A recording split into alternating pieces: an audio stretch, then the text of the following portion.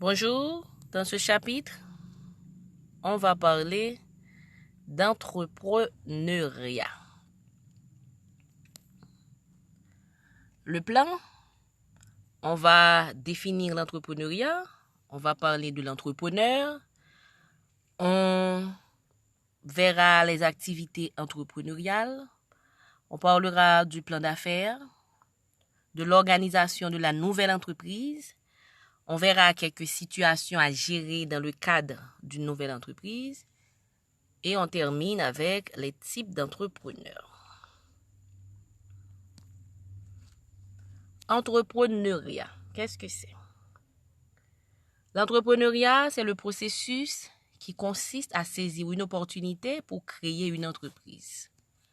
L'entrepreneur regarde le contexte, l'entrepreneur analyse l'environnement et à partir de son analyse, va déceler des opportunités et il va en profiter pour créer une entreprise.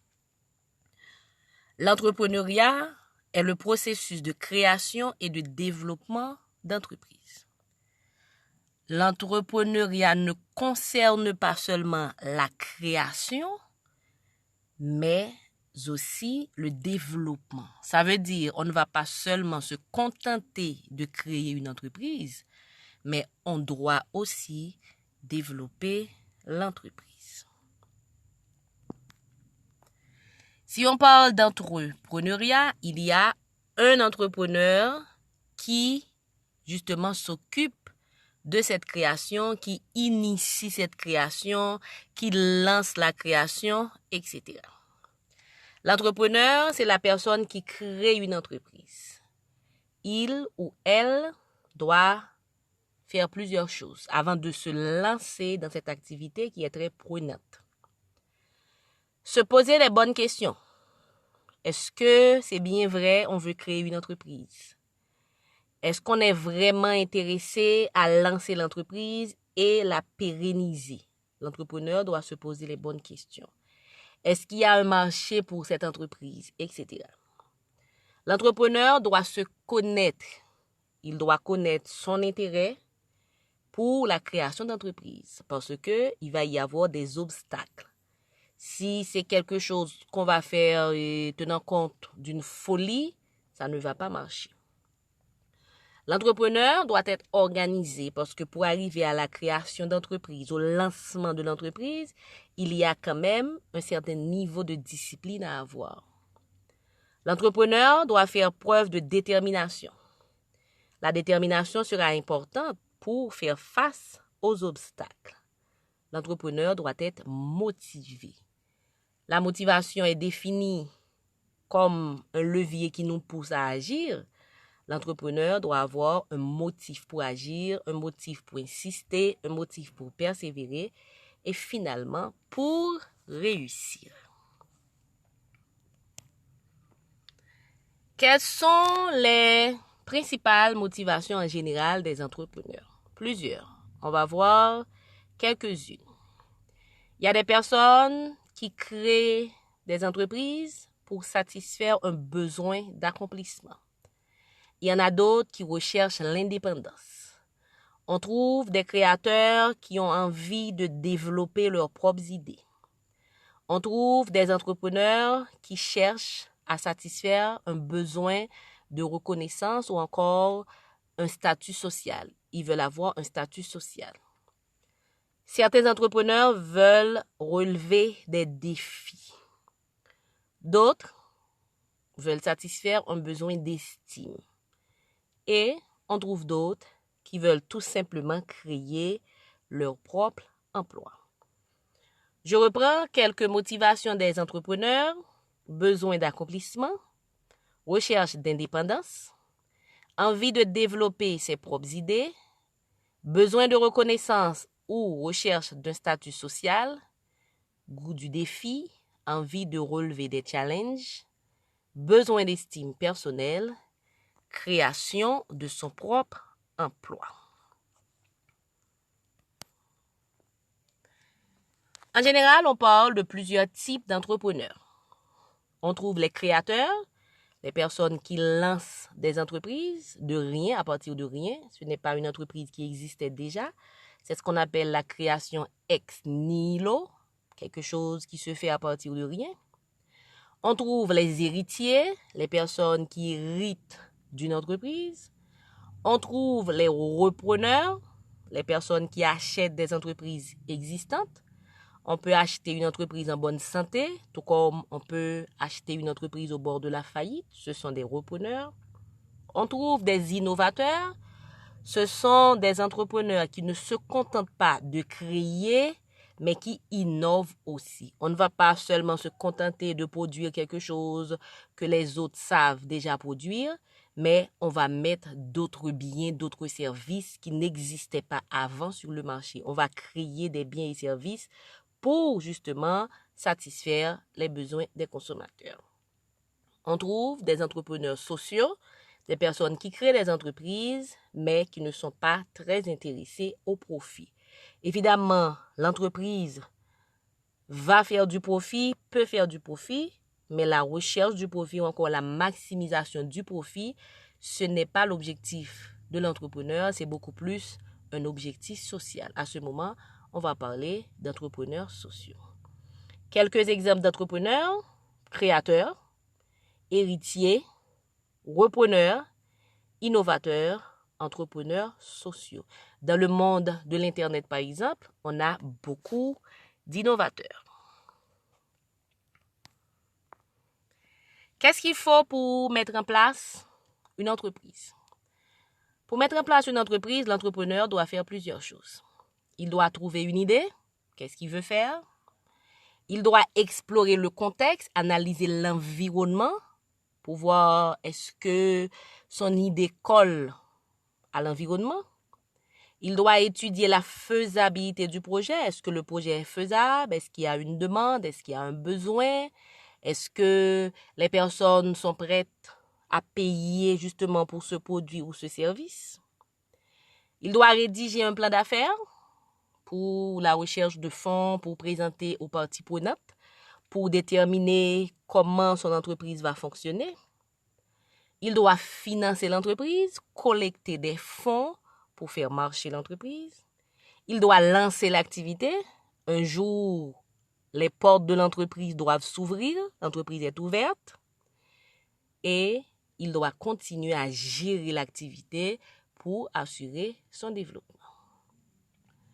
Pour mettre en place une entreprise, plusieurs choses: trouver une idée, explorer le contexte, étudier la faisabilité du projet, rédiger son plan d'affaires, financer l'entreprise, lancer l'activité, gérer l'activité. Type d'activité entrepreneuriale. Il y a la création ex nihilo. On crée une entreprise à partir de rien. Il y a la reprise d'entreprise. On achète une entreprise existante. Il y a l'essaimage. Un groupe d'employés crée une entreprise avec le support de leur employeur. Il y a la franchise. On va fonctionner à partir d'une marque existante. Il y a l'intrapreneuriat. L'intrapreneuriat, on crée de nouvelles activités à l'intérieur d'une entreprise existante. Je reprends quelques types d'activités entrepreneuriales: création d'entreprise ex nihilo, reprise d'entreprise, essaimage, franchise, intrapreneuriat. Plan d'affaires. Le plan d'affaires, c'est un élément important dans la création d'entreprise. On ne parle pas d'entrepreneuriat, on ne parle pas de création d'entreprise sans parler de plan d'affaires. Le plan d'affaires, c'est un document élaboré par l'entrepreneur pour présenter le projet aux parties prenantes. C'est le plan d'affaires qui informe sur le projet, qui montre qu'est-ce que l'entrepreneur veut faire, comment il va collecter des fonds, le produit, le service déterminé, comment on va le vendre, etc. Le plan d'affaires, c'est un document qui présente le projet et son modèle économique. Quel modèle économique on utilise, à quel type de client on va vendre, quel est le marché ciblé. On trouve toutes ces informations dans le plan d'affaires. Contenu de plan d'affaires. Quand on regarde un plan d'affaires, en général, qu'est-ce qu'on trouve? On va trouver un résumé du projet. On va trouver l'analyse de l'option. L'entrepreneur va justifier pourquoi ce choix. Analyse de l'environnement pour montrer que le projet est faisable tenant compte des études réalisées. Description de l'activité. L'entrepreneur va dire exactement ce qu'il va faire, quel produit, quel service, comment on va vendre ce produit ou ce service, etc.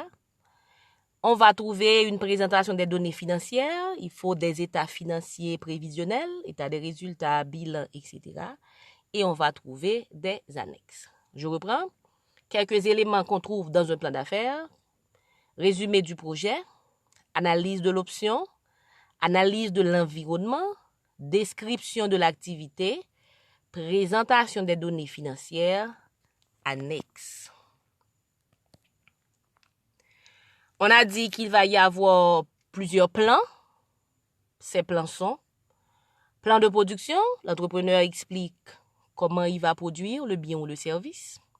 Plan marketing, comment on va vendre ce produit ou ce service. Quel est le segment de clientèle retenu.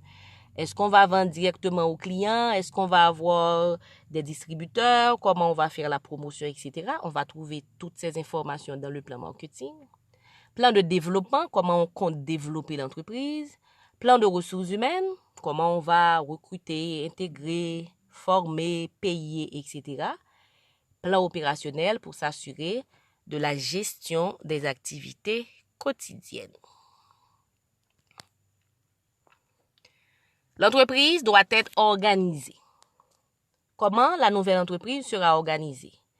On va déterminer son statut. Il faut choisir le statut. On sait que les statuts ont des avantages et des inconvénients. Une entreprise individuelle a des avantages, aussi des inconvénients. Il en est de même pour une société en nom collectif, une société anonyme, etc. Il faut déterminer la structure de l'entreprise, comment on va organiser l'entreprise, qu'est-ce qu'on va avoir comme unité organisationnelle. Est-ce qu'on aura des services, des départements, peu importe. Comment on va agencer les unités pour leur fonctionnement. Il faut assurer la gestion des ressources humaines.